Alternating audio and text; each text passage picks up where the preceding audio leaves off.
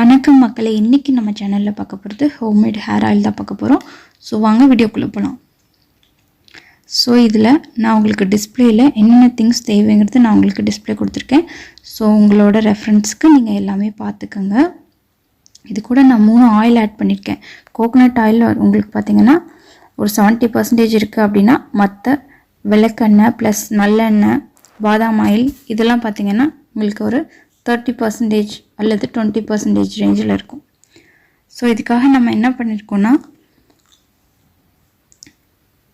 கருவேப்பிலை, rosemary leaf, அதுக்கப்புறம் செம்பருத்தி இலை, வேப்பிலை ப்ளஸ் ஆலுவேராவோட அந்த தோலோடவே போட்டு அரைச்சிருக்கேன். ஸோ இது கூட ஆம்லா 3 நெல்லிக்காய், 3 பெரிய நெல்லிக்காய் ப்ளஸ் 3 சின்ன வெங்காயம், ஒரு பெரிய சைஸ் வெங்காயம் எடுத்திருக்கேன். இது கூட அந்த முருங்கை இலை இதெல்லாமே நம்ம சேர்த்து அரைச்சிக்கிறது நம்ம ஹேருக்கு நல்லது. இது கூட ரைஸ் கொஞ்சம் எடுத்திருக்கேன், கருஞ்சீரகம் ப்ளஸ் வெந்தயம் எடுத்திருக்கேன். இதெல்லாம் நம்ம எடுத்துகிட்டு கட் பண்ணி வச்சுட்டு இது டேரெக்டாக இது எல்லாமே நம்ம மிக்சியில் போட்டுக்கிறோம். இப்போ ஒரு மிக்சிக்கு ட்ரான்ஸ்ஃபர் பண்ணிவிட்டு எல்லாமே இப்போது நம்ம அரைச்சி எடுத்துக்க போகிறோம். ரொம்ப நைஸாலாம் அரைக்க தேவையில்லை, லைட்டாக குறைன்னு இருந்தால் போதும். ஸோ ஆனியன்லாம் பார்த்திங்கன்னா அதனோட தோலோடய சேர்த்து அரைச்சிக்கலாம். ப்ளஸ் ஆலுவேராக்குமே அந்த சென்டரில் இருக்கிற ஜெல் பகுதி மட்டும் எடுக்கணும்னு இல்லை, அதையும் தோலோடய சேர்த்து அரைச்சிக்கலாம். ஸோ இந்த மாதிரி அரைச்சி எடுத்துருக்கேன்.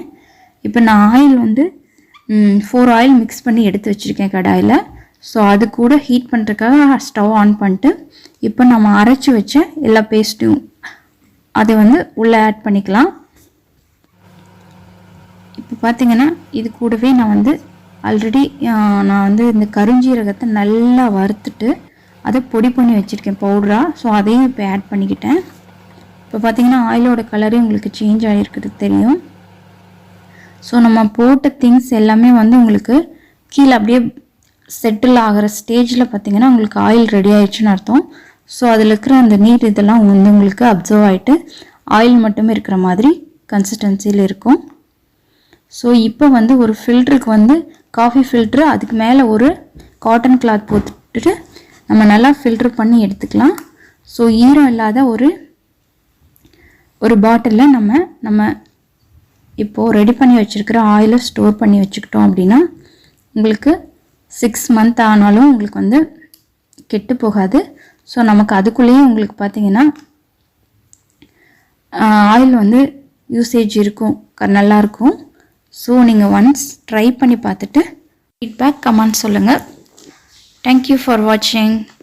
Subscribe and support. தேங்க்யூ.